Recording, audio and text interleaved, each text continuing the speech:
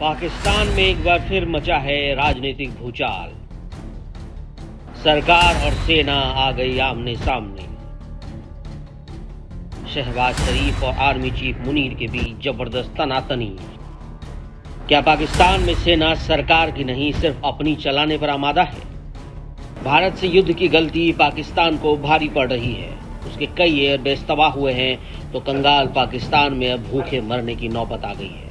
शहबाज शरीफ भी मान रहे हैं कि सेना की वजह से पाकिस्तान की ये दुर्गति हुई है और पाकिस्तान को लग रहा है कि अगर अमेरिका के सामने उसने भीख नहीं मांगी होती तो पूरा पाकिस्तान नक्शे से मिट जाता। हमने एक जिम्मेदार रियासत के तौर पर आलमी और इलाकाई अमन और खित्ते में बसने वाले करोड़ों लोगों के मफाद में जंग बंदी की तजवीज़ का मस्बत जवाब दिया है। हमें कामिल यकीन है कि आबी वसाइल की तकसीम,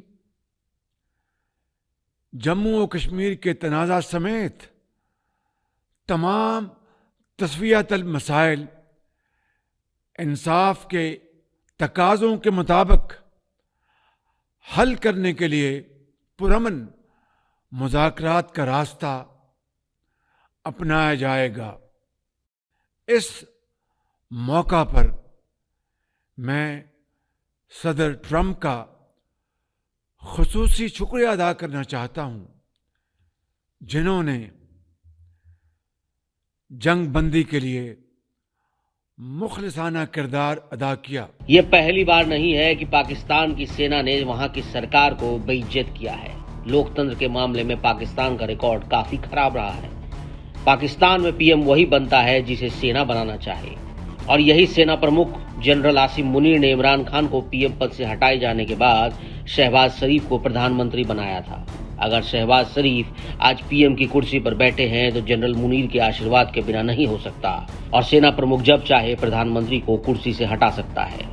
दरअसल पाकिस्तान को पहले से पता था कि वो ज्यादा दिन तक भारत के खिलाफ रहा तो बर्बादी तय है, और जल्दी बातचीत करना चाहता था।